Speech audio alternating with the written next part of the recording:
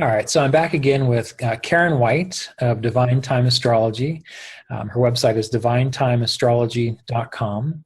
Karen and I have done numerous projects together, and we've done some podcasts together, which are available on her website. At least I think they are, right? I think so. Yeah. I've had some problems with my theme, but I'm working on it. But I think they're there. Okay, yeah, we've done some podcasts together. We've done a few videos together, which you've probably seen on this channel. And we've also done the course, the AtmaKaraka and the Soul Planet in Relationship course, right? Where we spent about 2 hours on each planet talking about how they represent you as an individual through your AtmaKaraka, or how they represent your spouse as the Darakaraka, and giving you insights into the qualities of each planet. And so once you know those, you actually kind of know how to relate to the other person. Right? It's just like everyone has a different love language. We also have different astrological language as well. So we've done that course, which is available at divinetimeastrology.com and also at astrovedicastrology.com. And I'll put a link to it below here. But we've already talked about the sun. And today we're going to consider the moon and how the moon and its placement within the chart and the navamsha, again, possibly the saptamsha, how that affects your capacity to function well in relationships, because every planet has a role in everything in your life, including how you respond in relationships and how you develop your relationships. So we're going to go ahead and continue on with the sun, or excuse me, not the sun, continue on with the moon. So welcome back, Karen. Always good to see you. Looks like we haven't changed clothes since the last video. Nope. It's only been 10 minutes. Yeah. So anyway, so let's go ahead and talk about the moon. And when you think about the moon in relationships, again, thinking about all your relationship autopsies that you have done through the birth chart, what is the thing that stands out about you in regards to the qualities of the moon and how that affects a person's ability to be in and have a relationship? Basically, the moon is probably the most important planet in relationships. You're only saying that because you're a moon, not AtmaKaraka. No. But seriously, it is the most important planet. It's more important than any other, even Venus, because, especially in a woman's chart, because it represents her ability to be receptive to relationship. If the moon is in bad dignity, if it's in one of the Dastana houses, you know, the misery houses, 6, 8, 12.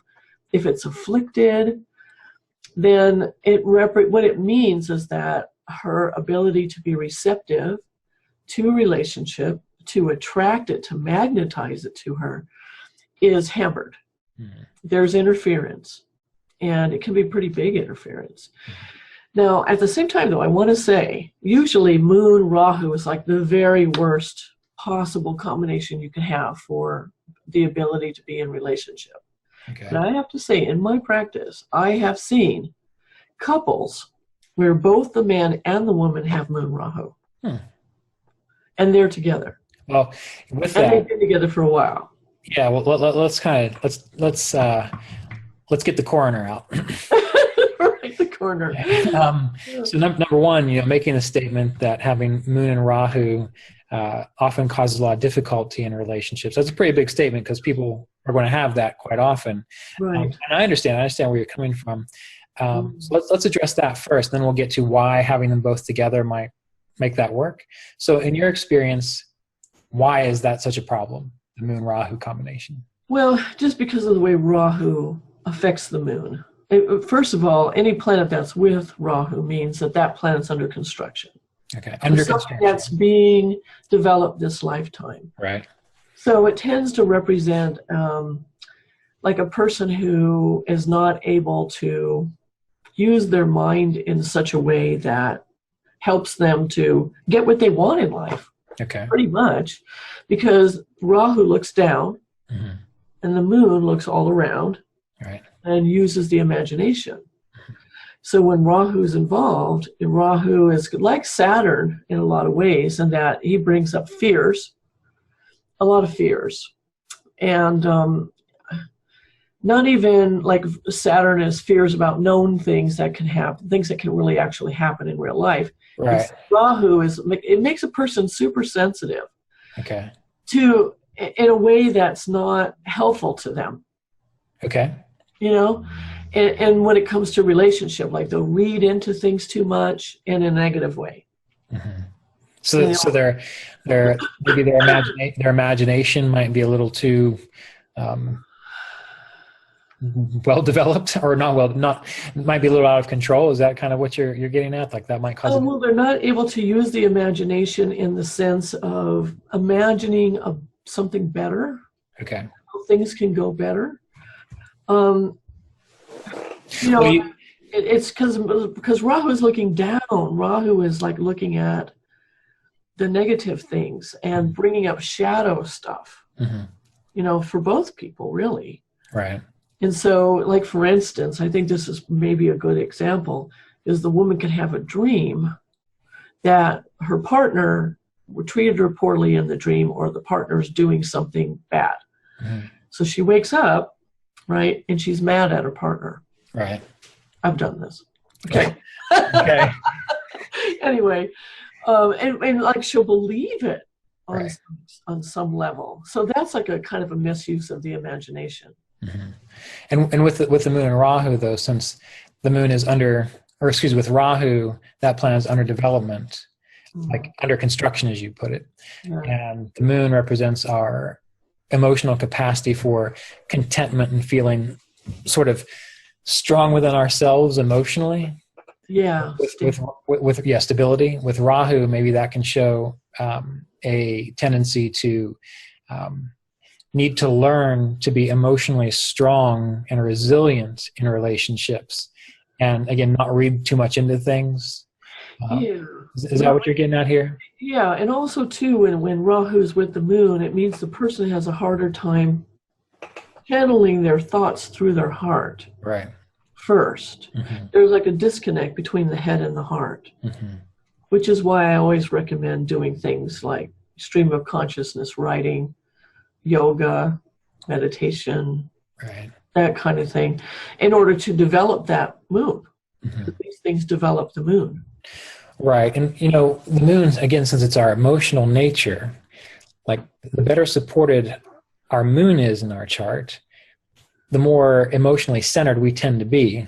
Yeah. And it's much easier to be in a relationship with someone who is emotionally mature or emotionally centered, right? Of course. And I think maybe with the Rahu Moon combination, and even possibly Rahu Mars, or not Rahu Mars, although Rahu Mars too, but Moon Mars, where you get like a really fiery emotional state, you just kind of ignite really easily. These types of things can be difficult maybe in relationships because it makes it a little more volatile. Yeah. And with that combination, Moon Mars or Rahu Moon, what the person needs to learn to develop, which they don't want to, right? Because and I don't mean to say this in a judgmental way, but it's almost like trying to tell a teenager to grow up, right? I mean, can you do that really? I mean, hopefully, but it's a similar kind of thing, and it's not true for everyone's chart. So you want to be able to check the dignity of Rahu and the dignity of the moon to see just how that works out. But my thought is, when you do have Rahu Moon combinations, if you're having difficulty with relationships and the feedback you get from your friends or from the people that you've been in relationships was, you're unpredictable, you're too volatile, your emotions are a little too, again, unpredictable, maybe take that seriously. Yeah, exactly. Right. And try to work with that. It's like I once saw this meme on the internet. It was a picture of like a silhouette of a beautiful woman with like a silk thing billowing out behind her. And the meme said, I'm not a woman, I'm a storm with skin. Okay. I'm not a woman, I'm a storm with skin. And I saw that, and for me that made me think a little bit of Rahu and the moon, because that is such a volatile, a storm is a volatile thing. There's rain, lightning, there's wind, there's all these types of things. So anyway, not to talk too much about Rahu and the moon, but I'm just saying that I have seen couples who have that. Right. So let's go back to that. And they work. Right. So now we get couples together who have Rahu and Moon. So why do you think that works? From your experience. They probably get each other like nobody else can. Right. They just understand. Mm-hmm. And maybe too that I've seen relationships that are built on all kinds of things.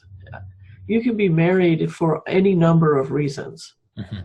And it's all okay if this is what you want. Like some people, they marry, like political couples. Mm-hmm. Their relationship is obviously about something greater than their relationship.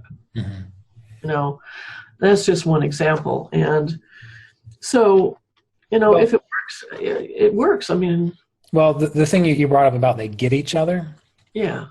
I think that makes a whole lot of sense for one in particular reason, that we know the moon doesn't have any enemies.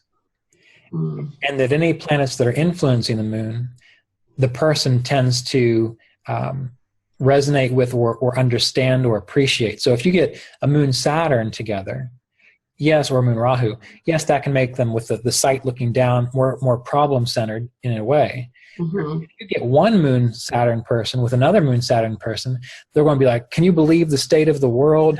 Can you believe so-and-so said this? And they're like, oh my God, my soulmate. Like, yes, I cannot believe it either. So maybe when we think about the moon in relationships, if you've got a strong planet with the moon, whether it's Rahu or Mars or Jupiter or Venus, that might show individuals having a great affinity for each other if they both have it. Yes, because you would think that combination would be the last thing that would work. Right, exactly. But it seems to, and I've noticed this in a lot of different ways. Mm-hmm. Like, I've seen couples where they have usually they have similar moons in some way. Right. Either, it's not necessarily by sign, but maybe say the ruler of one person's moon will be with the other person's moon. Right. And in other words, you seek somebody who's emotionally similar, usually. Now, if you're lucky, like maybe one person in the relationship will have a better moon than the other person. Right. And so therefore, both people can grow. Mm-hmm. But the person who doesn't have like a really good moon for a relationship, they benefit a lot from the person who does. But I've noticed really interesting things, though, with the moon Rahu thing. It's not always...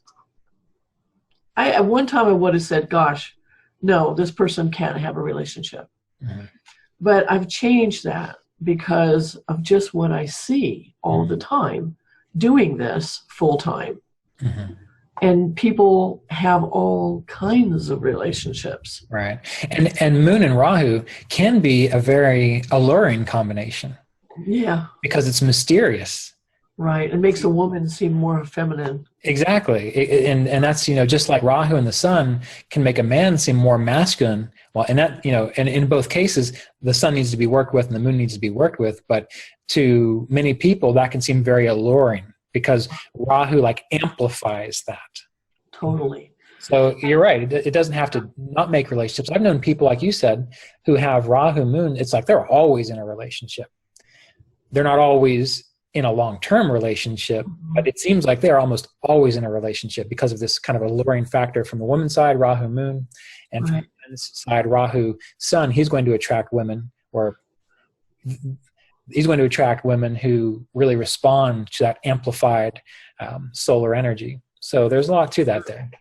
And one of the problems with, which reminds me of how you can explain how Moon Rahu can be difficult, is that, like, say, if a woman has it, then when she's feeling any feeling, that can be like her whole reality, meaning that she can forget about all the other good things in the relationship, right, just because she's having this one feeling right now. Right. And this is something I tell men too, and that is to remember that when a woman's having feelings, they're only feelings, and they're ephemeral. They'll pass, and they're not going to stay that way forever.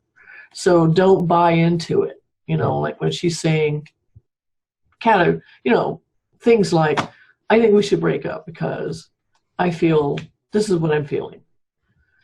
A man with a good sun is going to say, he's going to say, well, why do you feel that way? And or no, this is why we're together. This is why I think that will work.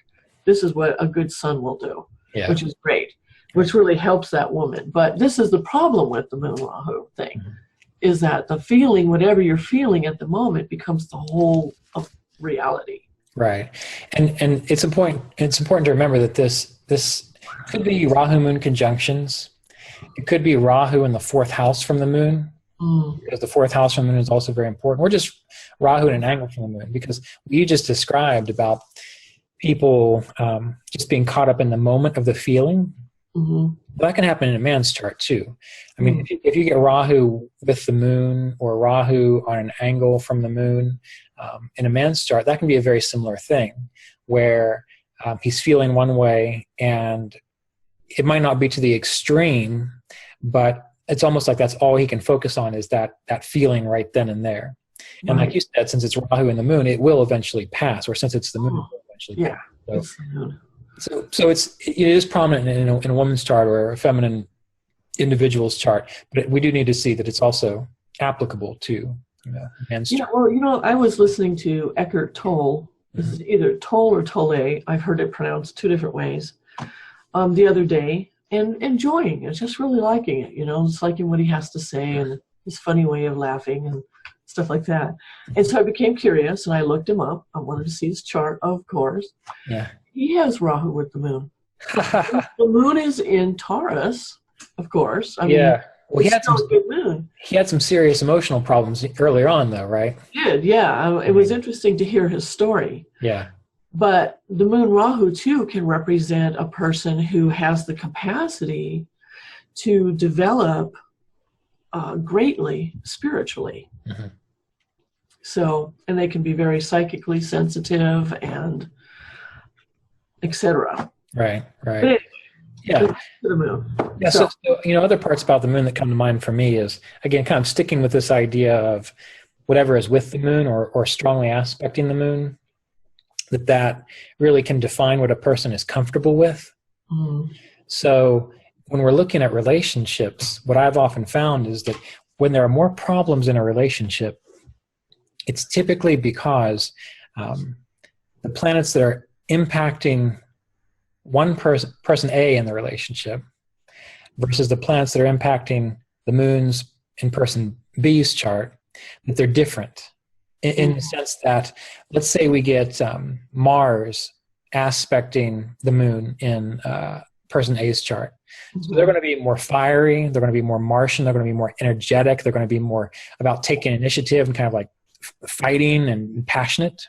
And if we get, let's say, Venus with a person's moon in person B's chart, they're going to be more about luxury and comfort and taking it easy and refinery and things of this nature. And the sex will be there too, because it's Venus, just like Mars, but they're going to approach things very differently. And some of the biggest problems I've seen in relationships aren't these severe problems based on like Kuta reports and so on.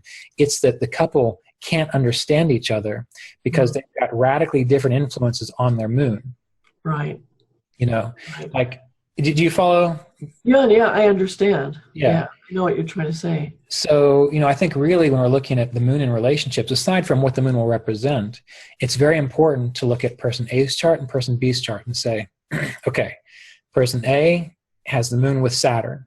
So they're going to be prone to being a little more pessimistic, to seeing the worst case scenario, to being the more endurance, hardship related individual. And they're going to feel normal when that's going on.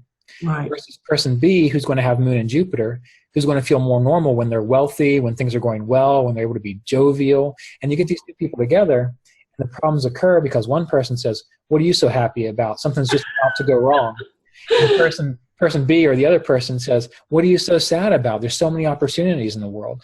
Right. And that doesn't have to be with intimate relationships. That could just be people. Right. If you know the planets that are influencing the moon, you can know just kind of how that person is going to be. Exactly. And hopefully that will help you get along with them if you have some self-awareness about that. But I think that's a very important part of the moon and relationships that not a lot of people pay too much attention to. I mean, have you found that to be true too? Yeah, actually. Mm-hmm. I noticed too that, well, like for instance, I know somebody who has Saturn strongly aspecting the moon. She has other really good things with the moon too, because using the Parashara aspects. Right. Yes. There's some surprising influences to the moon that are good, and she has it in the 5th house, which is a good place for it. Right. But she does tend to be very negative and to see the dark side of everything. Whereas my moon is ruled by Jupiter and aspected by Jupiter, I still have Saturn and Mars aspecting it too. Right. It seems like that Jupiter was the strongest thing. So when she's really down, she'll call me because of the way I tend to look at things. Right. Which is more Jupiterian. And then, so that by the end of the conversation, she just has a couple of other ways of looking at something. So I help her moon to look at other things, to do that thing where the moon looks all around. Right. But when Saturn's influencing the moon, she tends to just more look down. So you can go to a person because of that way that they are too. Right. Yeah, it's a good point. You know what I'm saying? That because you know that they're going to help you see things a different way. So if you have Saturn Moon combinations, then try to know people who have Moon Jupiter combinations. Right. I'll help you look at things from a different perspective. Well, it's a very good point, because even people who have Moon Saturn combinations, aside from relationships, they may tend to be more self-isolating. And they may tend to be more focused on seeing the negative. And I've got Saturn in an angle from my moon, so I can relate to that. And what I have to do is when I start to feel that coming on, I force myself to go play music with my friends. I force myself to go do a Jupiterian thing to laugh, right? Because if you can get caught up in it. And the same thing if you know people who have like counter qualities, they can also help to fix that. Now, you might be kind of a drag to them, but you can't have everything. And just one thing I wanted to share here, I'm going to share a screen. Karen was mentioning the planetary aspects, in Parashara, and most of us use, or a lot of people use, Mars aspects 4, 7, and 8, Jupiter aspects 5, 7, and 9. These are very generic, and they're based on what I've got here on the screen. So most aspects work like this. All planets do the full aspect 7 houses away, which is 180 degrees away, and then it slowly decreases from there. All planets aspect 3/4 strength, about 45 points out of 60, 90 degrees away. And so we've got this kind of graph. Saturn and Mars and Jupiter, they have special aspects. So that's why it's 60 degrees away from Saturn, there's a full aspect. At 270 degrees away from Saturn, there's a full aspect. And that may or may not be in the 3rd or the 10th house, depending on how they're placed. So it's degree oriented. Right. The way you see that in Kala, for example, is you can find this table here, and we'll see that, for example, in this chart, we'll have, so Mercury is here, and the moon is here, so they're in 6th, 8th from each other. But based on the table we used, Mercury is actually getting aspected by the moon at 21 points out of 60. Yeah. And the moon is getting aspected by Mercury to 35 points out of 60. So what Karen was describing there are not the real general eyeballing techniques that a lot of us are initially taught. These are based on specific aspectual points out of 60. So you want to make sure that you are aware of that when you think about aspects to the moon. Your moon might be in better shape than you think, in other words. Yeah, exactly. So, well, okay, so let's go ahead and talk a little bit more about the role the moon plays in relationships. And one of the things, I've noticed is that while the sun is consistent and steadfast and inspired, like we talked about in our previous video, the moon, I think, from my experience and what I've read, tends to be more adaptable. Yes. Because we see how the moon changes through the sky. Right. And so when you have a brighter moon, or a moon in a better house, or a moon in a better dignity, since it makes you more adaptable in general, it also makes you more adaptable in relationships. Yes. And in extreme ways or in simple ways, like where you plan to go out to eat with your wife or your spouse, and they get home and say, hey, how about we go to a movie instead? And if you get a bad moon, you're like, but you said we were going out to eat, and you throw a fit. Or Right. if you've got a good moon, you'll say, oh, okay, that sounds fine. Movie, dinner, doesn't matter. There's that adaptability there. Yeah, Have you found this to be true as well in your Totally. astrological work? Yes, absolutely. Adaptability is so important, especially to circumstances. And one thing about humans is they are remarkably adaptable, as a species. We do seem to be able to adapt to just about any kind of circumstances. But when you have a moon that could be, it's not just being in a fixed sign, but it could be like with the sun, for instance. The sun and moon together is actually not that good of a combination. Because any planet with the sun is always automatically comparing itself to the sun and falling short. There's that. But it also means, too, that the person does have a harder time adapting. And women in particular, being more moon ruled, this is why it's important to be with a man who has qualities that you admire and respect, because you're going to be picking up his qualities, his good ones and his bad ones, his habits, etc. And so you don't want to be with somebody who, like, say for instance, you're a recovering alcoholic or drug addict or whatever. You don't want to be with somebody who is still doing those things. Right. Because then it makes it really hard for you. But yeah, adaptability is really important, because, somebody who stays fixed on a particular idea when reality is not supporting it anymore, right, is really an unhappy person and hard to be around. And people are more likely to be impatient with you. It's like, come on, get with it. Things have changed. Adapt. Well, the other aspect too is, generally, not always, but generally, the more adaptable a person is, that does reflect a level of, again, emotional maturity, which is what the moon represents, because they will know that things change, that nothing is permanent, and the more you can roll with it, like you mentioned, the happier you will be. So with the moon in relationships, it's going to allow you to see and learn and grow. Because remember, I know you know this, but those of you who are listening, if you don't know this, the moon is the lord of the nakshatras, which is what allows us to grow the karmas and the planets, allows us to grow those experiences in our life.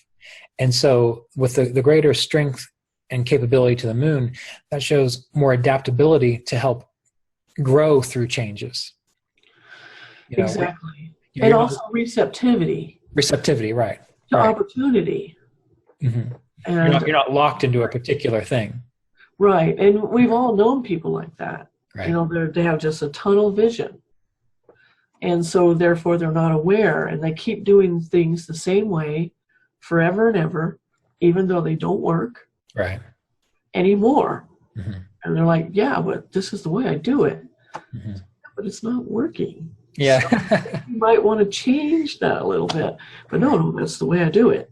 Yeah. So yeah, that's a real problem. And so, I like to talk a lot about, too, because I've really very rarely ever seen a chart where the moon was not afflicted in some way or another, word. Yeah. So, we all have something that we have to work on. So let's talk about the remedies for the moon, because by now people are probably thinking, oh, great. I'm not going to be able to ever have a good relationship, especially if you're still single, right? And your parents are like on you. What's wrong with you? Get married. And true, when I look at a chart, when a person's like in their 30s or their 40s and they've never married, before I even look at the chart, I already know that relationship's not their number one priority. From from a soul point of view. Right. And number two, I know I'm going to see things going on with the moon. And then sometimes they're just late bloomers. Right. The timing isn't right. But however, the thing is that we can all have more access to the qualities of the moon if we do certain things. Mm-hmm. And Ryan here, he's like the Kriya master. Would you say that even though you have Saturn and Rahu and Ketu, I mean, I have these things aspecting my moon too. Right. Would you say that your practice has helped you a lot? Oh, most definitely. You know, and that's always a funny thing when I'm having conversations with Ernst, because he's seen my chart and he makes comments like, "Well, you must have something good about you." Especially with, you know, Rahu and Ketu and Mars and Saturn on angles and so on. And you know, I have been practicing meditation from my very early 20s, probably around 19 or so. And I have to say that personally, that's been one of the greatest growth experiences I've made, because it's given me detachment from my emotional nature or volatility. And it's allowed me to make conscious choices to realize that, hey, I need to be more adaptable. Hey, I need to start looking at the positive situations, all things that are not natural to me because of how my moon is situated.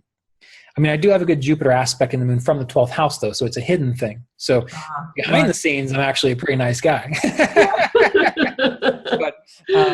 But otherwise, you know, definitely things like meditation, things that develop self-awareness, things that develop your capacity to be more adaptable, to just relax a little bit more, they can really increase your ability to tap into those positive energies of the moon. So you're not on your own. That's why we have things like yoga and Ayurveda, these sciences, to develop these things if they are problematic. But the joy of astrology is to let you know just how problematic it might be, so you know how much work you've got to do.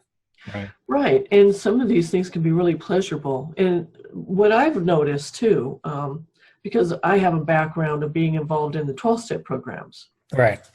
And the moon is about, it represents, it reflects the light of the sun. And when you're a child, the moon represents the mother reflecting you back to yourself. Right, exactly. And this is how we grow and develop, because people reflect us back to ourselves. And so if you didn't get some of that stuff when you were little, which it will show in the chart, right, on various ways, for whatever reason, your parents weren't able to give it to you, you can get that as an adult. This is why people gather together to do spiritual pursuits, like to meditate, yoga, or to church, right, or the 12-step programs. Those things give you an opportunity to have yourself reflected back to you, not just by one person, like would be the mother, right, but by a lot of people. And you grow really quickly, and you grow tremendously in those circumstances. Right.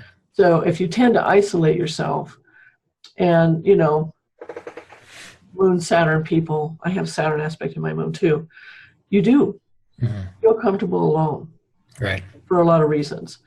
And it's important at least once a week to be around other people, and to, especially in spiritual situations. That's really the answer to everything, isn't it? It's like every affliction in the chart can be remedied by a spiritual practice. Right. Yeah. Well, and speaking of that, you know, since spirituality is often related to our purpose, we'll go ahead and take this into the navamsha. Okay. You know, so when we think about the navamsha, I definitely want to make sure we got to this. We're getting close to the end of our time, and we can go on and on. I know. I mean, we plan on going through probably 2 other planets today, but that's all right. We'll just do this and reschedule for the other 2, which we'll do tomorrow. But the moon in the navamsha, you know, it's said to represent adaptability in marriage, adaptability on your path, the ability to nurture your marriage and nurture your path, and also the capacity to understand your perceived role in your marriage or in your path. So when we're looking at the moon, at least from my experience, the moon in the navamsha, oftentimes that tells us what is the default setting that the person has for how they're going to see themselves in their marriage or in their relationships, right? You get Moon and Saturn influencing each other in the navamsha. Well, maybe there's a feeling of lack, a feeling of inability to rise to the occasion. If you get Moon and Venus, maybe there's a lot of focus towards devotion to that marriage, right? So anyway, one thing that I found, and I'm interested to hear your thoughts too, that the Moon in the navamsha, by house placement, by dignity, in my experience, has really shown what is the person's, how do they see themselves, or how do they perceive their ability to nurture and grow things like relationships. Right. Yeah. Right. This is true. And what planets are with it, what it's ruled by, the sign that it's in. And just like so much else in astrology, the gentle planets, it's good to have those and influencing the moon in some way, because it helps you to do what the moon is essentially about, which is to, it's auspicious, it sees the good in things. It sees the good in people. It likes to be encouraging. It likes to nurture. That's what the moon is essentially for. Right. So when you have gentle planets influencing in some way or another, it helps you to do this. Though I do want to say that if you have hard planets or cruel planets aspecting the moon, it is harder for you to do these things. It's harder for you to accept these things. Exactly, yes. Which is tough on your partner, whether you're a man or a woman, actually, because you need to be able to receive. Because the other person who loves you has a desire to give. Right. So even if you're a man, you still need to be able to receive some of that. Right. But the good side, because there is a good side to having some of the cruel planets aspecting your moon, and that is when hard times come, whether it's in the relationship or outside the relationship, you can handle it. Right. You can hang in there. Right. You can deal with it. You can survive. And that's what I've seen with people who have moons that they have Saturn and Mars or whatever. I know that they're survivors. Right. They know how. So it is important to have a mix of influences to the moon. Yeah, because it makes you like, okay. But yet at the same time, like say the moon only has positive influences on it and it's a great moon. Right. It has its own strength as well. It doesn't mean that the person's weak. It doesn't mean they're not able to handle hard times. It's just that they're going to feel it a lot more and maybe express it a lot more. Whereas people who have Mars Saturn aspecting the moon, they kind of go into what I call the endure mode. They just get through it. Right. And they know how to not dwell on their feelings about it. Right. Just do what's got to be done. Yeah, and one final thought that I would have, and then we'll get some from you as well, is what you just described there, is that, well, if there are more cruel influences like Saturn, Mars, Rahu, Ketu, or so on with the moon, and it's impacting the moon through Rashi aspect or planetary aspect in the navamsha, that maybe one of the remedies, aside from things like meditation or a 12-step program or something of this nature, might be reading books or training yourself to just accept good things. Like when someone does something good for you, don't push it away. Just grit your teeth and accept it. or also for other people, try to be just every now and then, just attempt to be more giving, like more, I don't want to necessarily use the term self-sacrificing, but that's the only thing that comes up. Just think, what would someone else like? What could I do with them? Me having some difficulty with my moon, I like to cook. And so one thing I like to do is when one of my friends gets sick, I like to make them my chicken soup, which I think is really damn good. Yeah. And so for me, that is my way of saying, rather than just being locked up in my room all day doing astrology and kind of sitting in my meditation, one thing I can do good for someone is maybe make them some soup when they're not feeling well. Or if I see someone who needs food, give them food. So learning how to be more giving in that way can help to nurture that ability with the moon, I think. Just doing little things like that. And it makes you feel better too. Right, yeah. Because we're social creatures. The moon is a social planet too. Yeah, very social, for sure. So being caring, socially speaking, whether it's helping your friends or if you see someone who needs clothing or food, just try to give them something helpful.